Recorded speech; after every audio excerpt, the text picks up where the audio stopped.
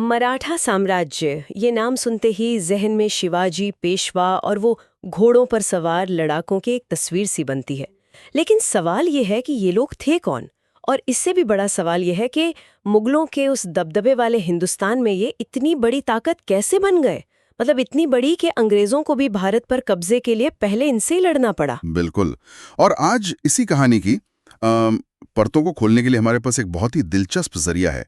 ये है एनसीईआरटी की कक्षा 8 की सामाजिक विज्ञान की किताब के कुछ अंश।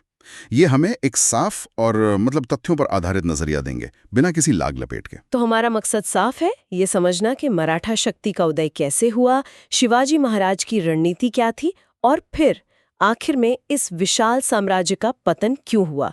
तो शुरू कहाँ से करें? क्या ये बस रातों रात हुआ कोई सैन्य चमत्कार था? नहीं नहीं, बिल्कुल नहीं। असल कहानी तो राजनीति और जंग के मैदान से बहुत पहले शुरू हो चुकी थी, लोगों के दिलों और दिमाग में। दिलों और दिमाग में। हाँ, देखिए 17वीं सदी में एक राजनीतिक शक्ति बनने से बहुत पहले महाराष्ट्र की जमीन पर एक मजबूत सामाजिक और सांस्कृतिक नींव रखी जा रही थी, और इसका श्रेय जाता है भक्ति आंदोलन को। भक्ति आंदोलन? लेकिन उसका राजनीति से क्या लेना देना? वो तो संतों और कवियों का आंदोलन था ना? हाँ, पर उसका सीधा लेना देना है। सोचिए, 7वीं से 17वीं शताब्दी के बीच ज्ञानेश्वर, नामदेव, तुकाराम, रामदास, इन जैसे संतों ने क्या किया? उन्होंने संस्कृत के भारी भरकम ग्रंथों जैसे उपनिषद और भगवत गीता को आम लोगों की भाषा में पहुंचाया, मतलब मराठी में। अच्छा। उन्होंने ऐसे गीत और कविताएं रची जो हर आम आदमी गा सकता था, समझ सकता था। तो एक तरह से उन्होंने ज्ञान को कुछ चुनिंदा लोगों के दायरे से निकालकर आम जनता तक पहुंचा दिया। होते हैं तो एक पहचान बनती है, एक हम की भावना पैदा होती है। इसी मराठी अस्मिता ने, इसी पहचान ने वो जमीन तैयार की जिस पर बाद में शिवाजी ने स्वराज्य के साम्राज्य की इमारत खड़ी की। तो ये सिर्फ तलवार के दम पर नहीं हुआ? बिल्कुल नहीं। इसके पीछे एक पूरी सोशल एंड कल्चरल अवेकनिंग थी। तो इसी पृष्ठभूमि में शिवाजी का उदय होता है, एक जागीरदार का बेटा जिसके मन में एक आजाद राज्य का सपना था। ये स्वराज्य का विचार आया कहाँ से? शिवाजी का जन्म 1630 में हुआ।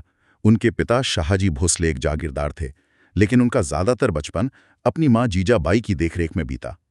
अब उस दौर के हालात को समझिए। दक्कन का पठार एक जंग का मैदान बना हुआ था। बीजापुर के सुल्तान, गोलकुंडा के सुल्तान और उत्तर में बैठे मुगल सब आपस में लड़ रहे थे, और बीच में आम आदमी पिस रहा था। बिल्कुल। कोई सुरक्षा नहीं थी, कोई स्थिरता नहीं थी। इसी उथल-पुथल भरे माहौल में शिवाजी ने स्वराज्य का सपना देखा। स्वराज्य यानी अपना राज। हाँ, एक ऐसा राज जो बाहरी ताकतों के हुक्म पर ना चले, जहां के लोगों की अपनी सरकार हो। और ये सिर्फ एक सपना नहीं था। उन्होंने बहुत छोटी उम्र में, महज 16 साल की उम्र में, पुणे के आसपास के उन किलों पर कब्जा करना शुरू कर दिया जिनकी कोई परवाह नहीं कर रहा था। लेकिन सामने मुगलों और सुल्तानों की इतनी बड़ी बड़ी सेनाएं थीं, उनके सामने मुट्ठी भर लोगों की सेना कैसे टिक सकती थी? क्या रणनीति थी उनकी? यहीं से बात वाकई दिलचस्प हो जाती है। शिवाजी ने वो रास्ता नहीं चुना जिसमें सीधी टक्कर ली जाए। उन्होंने गनीमी कावा यानी गुरिल्ला युद्ध की तकनीक अपनाई। गुरिल्ला युद्ध मतलब ये कि दुश्मन को उसके चुने हुए मैदान पर नहीं, बल्कि अपने चुने हुए मैदान पर लड़ने के लिए मजबूर करो। देखिए, मराठा सह्याद्री के पहाड़ों और घाटियों को अपनी हथेली की तरह जानते थे। वो छोटे छोटे सैनिक दस्तों में अचानक हमला करते, दुश्मन को भारी नुकसान पहुंचाते, और इससे पहले कि दुश्मन संभल पाता, वो पहाड़ों में गायब हो जाते। अच्छा, तो ये रफ्तार का खेल था, संख्या का नहीं। बिल्कुल। और इसी रणनीति का एक बहुत ही क्रांतिकारी हिस्सा था नौसेना बनाना। एक नौसेना उस जमाने में, ये तो कोई सोच भी नहीं सकता था। यही तो उनकी दूरदर्शिता का सबसे बड़ा सबूत है। सोचिए, उस समय जब हिंदुस्तान के बड़े बड़े सुल्तान और बादशाह अपनी जमीनी सल्तनत में उलझे हुए थे, शिवाजी समुद्र की ताकत को समझ रहे थे। वो जानते थे कि भविष्य की लड़ाई और व्यापार दोनों समुद्र के रास्ते ही आएंगे। पश्चिमी तट पर अपनी पकड़ मजबूत करने के लिए उन्होंने अपनी नेवी खड़ी की, सिंधुदुर्ग जैसा किला बनवाया जो आज भी समंदर के बीच में खड़ा है। उनकी कुछ मशहूर लड़ाइयों के किस्से तो आज भी सुनाए जाते हैं, जैसे वो अफजल खान वाला वाकया। वो क्या था? वो शिवाजी की मनोवैज्ञानिक और सामरिक जीत का एक क्लासिक उदाहरण है। बीजापुर सल्तनत ने अपने सबसे ताकतवर जनरल अफजल खान को भेजा। खान ने बड़ी बड़ी बातें की कि वो शिवाजी को पहाड़ों से खींच लाएगा। शिवाजी ने उसे मिलने के लिए प्रतापगढ़ किले के पास घने जंगलों में बुलाया। यानी अपने इलाके में? एकदम। मुलाकात के दौरान जब खान ने गले मिलने के बहाने शिवाजी की पीठ में खंजर घोंपने की कोशिश की, तो शिवाजी पहले से तैयार थे। उन्होंने अपने कपड़ों में छिपाए वाघ नख, मतलब बाघ के पंजे जैसे दिखने वाले हथियार से उसका पेट चीर दिया। और जैसे ही ये हुआ, जंगलों में छिपे मराठा सैनिकों ने खान की बेखबर सेना पर ऐसा हमला बोला कि उन्हें संभलने का मौका ही नहीं मिला। अरे वाह! और इसके बाद मुगलों से सीधी टक्कर हुई। शाइस्ता खान पर हमला तो और भी ज्यादा दुस्साहसी लगता है। हाँ, वो तो आज के जमाने की सर्जिकल स्ट्राइक जैसा था। मुगल सूबेदार शाइस्ता खान 1 लाख की सेना लेकर पुणे में शिवाजी के ही महल लाल महल में डेरा डाले हुए था। शिवाजी ने रात के अंधेरे में सिर्फ चंद सैनिकों के साथ बाराती बनकर पुणे में प्रवेश किया और सीधे शाइस्ता खान के कमरे पर हमला कर दिया। अंधेरे में भगदड़ मची, खान अपनी उंगलियां गवाकर खिड़की से कूदकर भागा। ये तो मुगल सल्तनत के लिए बहुत बड़ी बेइज्जती रही होगी। बहुत बड़ी। और इसी का बदला लेने के लिए, या कहिए मुगलों को सबक सिखाने के लिए, उन्होंने सूरत पर हमला किया। सूरत उस समय मुगलों का सबसे अमीर बंदरगाह था।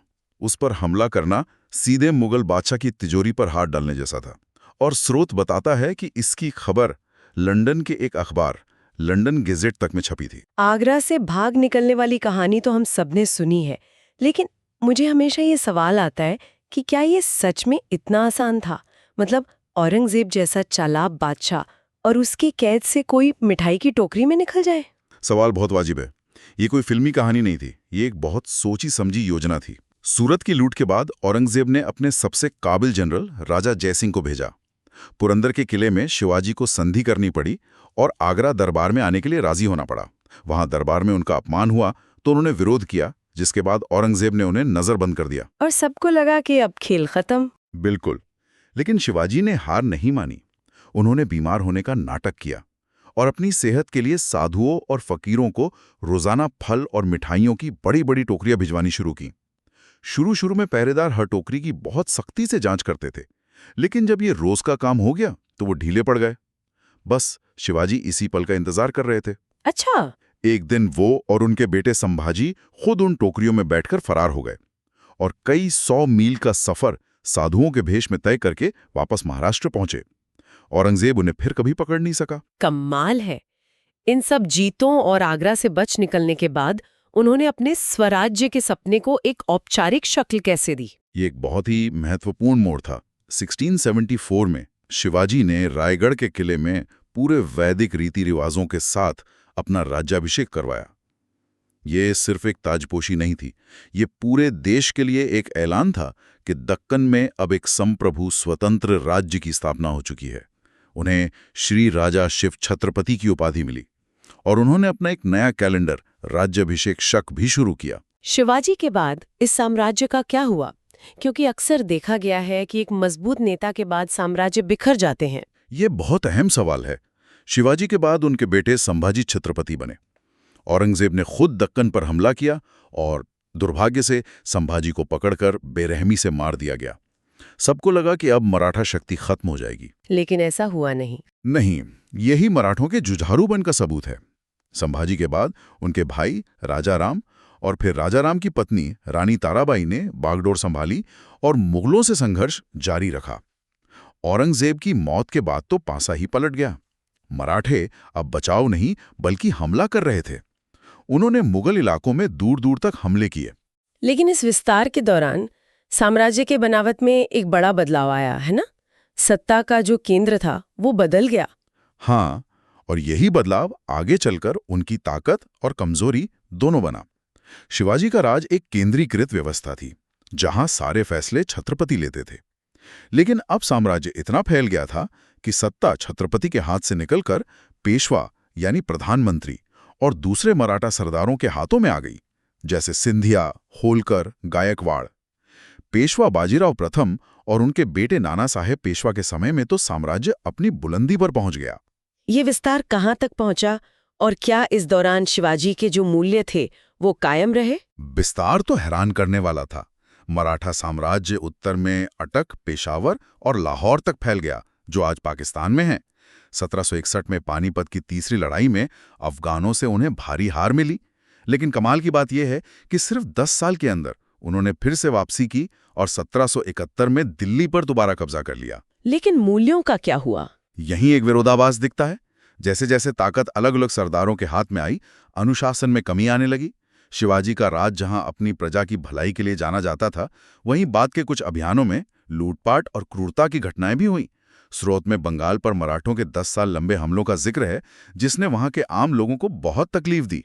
ये शिवाजी के आदर्शों से बिल्कुल अलग था। और फिर मैदान में अंग्रेज आए? जी, 18वीं सदी के आखिर में हिंदुस्तान में अंग्रेजों की राह का सबसे बड़ा रोड़ा मराठे ही थे। और ये जानना जरूरी है कि अंग्रेजों ने भारत मुगलों से नहीं, बल्कि एक तरह से मराठों से छीना था। 1775 से 1818 के बीच 3 बड़े एंग्लो मराठा युद्ध हुए और आखिर में मराठा सरदारों की आपसी फूट और अंग्रेजों की बेहतर संगठन शक्ति की वजह से मराठा साम्राज्य का अंत हो गया। चलिए अब जरा प्रशासन की बारीकियों को समझते हैं। आखिर इतना बड़ा साम्राज्य चलता कैसे था? शिवाजी ने किस तरह का सिस्टम बनाया था? शिवाजी सिर्फ एक महान योद्धा ही नहीं, बल्कि एक दूरदर्शी प्रशासक भी थे। उन्होंने एक केंद्रीकृत प्रशासन बनाया, जिसमें वंशानुगत पदों को खत्म कर दिया। मतलब किसी अफसर का बेटा अपने आप अफसर नहीं बन सकता था? बिल्कुल, काबिलियत ही एकमात्र पैमाना था। सभी अधिकारियों को जागीर की बजाय सीधे शाही खजाने से नकद वेतन मिलता था। अच्छा, ताकि वो जमींदार बनकर जनता पर जुल्म ना करे? एकदम सही। और युद्ध में मारे गए सैनिकों की विधवाओं को पेंशन दी जाती थी और उनके बच्चों को सेना में नौकरी की पेशकश की जाती थी। उनकी मदद के लिए एक अष्टप्रधान मंडल यानी 8 मंत्रियों की परिषद थी, जो अलग अलग विभागों को देखती थी। स्रोत में शिवाजी के खत का भी जिक्र है, जो उनके शासन के नजरिए को दिखाता है। हाँ, वो खत कमाल का है। वो अपने एक अधिकारी को लिखते हैं कि किसानों के लगाए आम और कटहल के पेड़ों को मत काटना, क्योंकि वो उन्हें अपने बच्चों की तरह पालते हैं। वो चेतावनी देते हैं कि दूसरों पर जुल्म करके जो हासिल होता है वो ज्यादा दिन टिकता नहीं।